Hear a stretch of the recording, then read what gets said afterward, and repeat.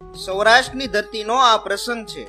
જૂનાગઢની બાજુમાં મેંદરડા ગામ અને મેંદરડાની પાસે નાગણી કરીને એક ગામ છે અને નાગણી ગામનો આ સત્ય ઘટનાનો પ્રસંગ છે. વધારે સમય નથી થયો, હજુ 150 વર્ષ પહેલાની આ વાત છે. એટલે આ નાગણી ગામમાં એક પટેલની દીકરી પરણીને આવી. પહેલા તો નાની ઉંમરે લગ્ન થતા હતા, એટલે આ દીકરી 17 વર્ષની ઉંમરે પરણીને સાસરે આવી છે.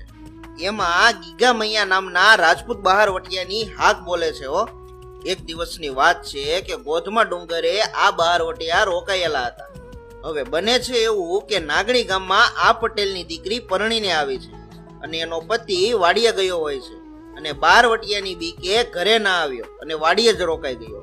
1 દિવસ 2 દિવસ અને 3 દિવસ થયા, પણ પોતાનો પતિ ઘરે ના આવ્યો એટલે આ દીકરીને ચિંતા થવા લાગી.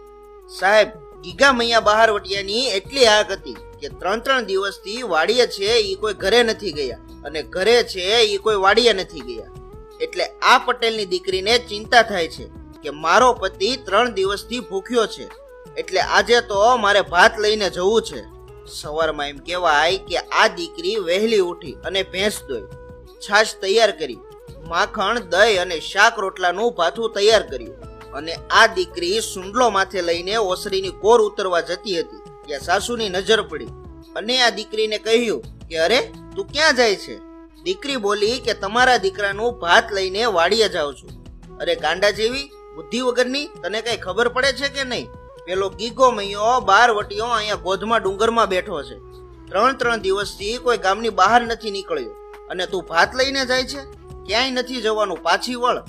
આ દીકરીના લગ્નના હજુ 15 દિવસ થયા હતા અને દીકરીને એમ થયું કે મારા સાસુ ના પાડે છે તો મારાથી ના જવાય. આ દીકરી હજુ પાછી વળતી હતી ત્યાં એની સાસુએ કહ્યું કે ક્યાંય નથી જવું, ઓલો તારો બાપ ગીગો મૈયો તને લૂંટી લેશે. તારો બાપ ગીગો મૈયો લૂંટી લેશે એટલું સાંભળતા જ દીકરી ત્યાં જ ઊભી રહી ગઈ. સાહેબ, આ દેશની દીકરી બધું જ સહન કરી શકે, પણ જ્યારે પોતાના બાપ સામે વાત આવે ને ત્યારે સિંહણ બની જાય.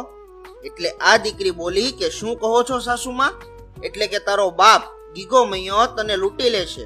પછી તો દીકરીએ ભાતનો સુંડલો ઓસરીની કોરે મૂક્યો અને પિયર તરફથી આવેલા ઘરેણા પહેરેલા હતા તે રહેવા દીધા અને સાસરિયા તરફથી આવેલા ઘરેણા પણ ઓરડીમાં જઈને પહેરી લીધા. આ 17 વર્ષની દીકરીએ કેટલાય ઘરેણા પહેર્યા અને માથે ભાતનો સુંડલો લઈને ચાલતી થઈ. દીકરી ધીમે ધીમે આગળ નીકળી અને રસ્તામાં 4 જણા બંદૂક તાણીને ઊભા રહ્યા. દીકરી જોઈને બોલી, કોણ છો તમે? અમે બહારવટિયા છીએ બેન. ભાતનો સુંડલો નીચે મૂકી દે અને બધા ઘરેણા કાઢીને નીચે મૂકી દે અને તું જતી રહે.